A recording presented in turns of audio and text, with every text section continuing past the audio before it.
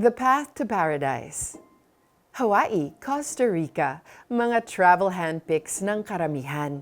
Kaya naman yan ang scents na ginagamit para sa Path to Paradise line of body wash fragrances. Kahit man lang sa shower ay makarating ka sa paraiso. Pero hindi paradise backdrop ang scene ng verse natin today.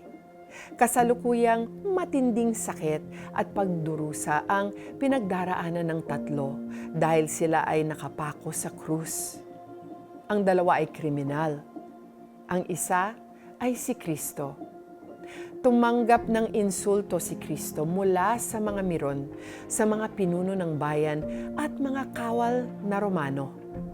Nakisali pati ang isang nakapakong kriminal sa panunuya. Sinabi nito, "Hindi ba ikaw ang Kristo? Iligtas mo ang iyong sarili at pati na rin kami."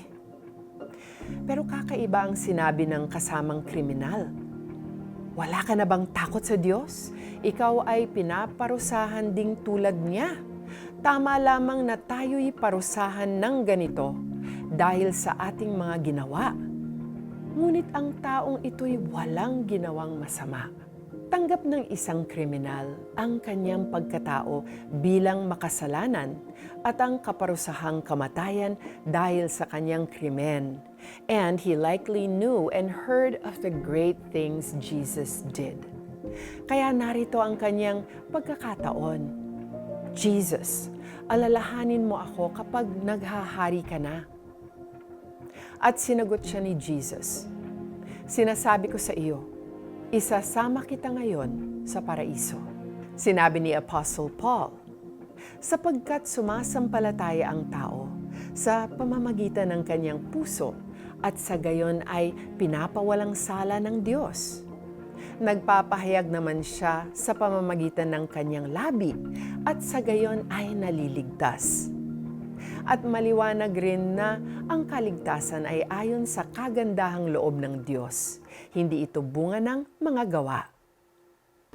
Ano kaya ang image na pumasok sa isipan ng kriminal nang marinig niya ang salitang paraiso at ang promise ni Jesus na isasama siya rito ora mismo?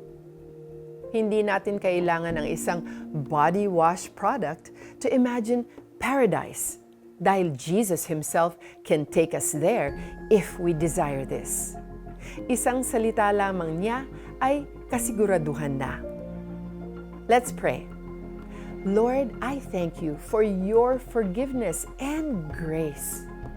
Alam kong tulad ng nakapakong kriminal, hindi mo ako kakalimutang isama sa iyong paraiso ngayong ako ay nagpapakumbaba.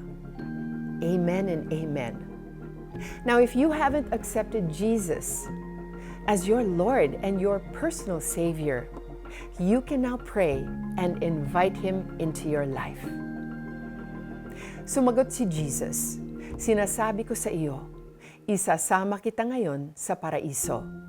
Luke 23, verse 43. I'm Joyce Burton Titular. I hope you were blessed by today's Tanglao Devotional.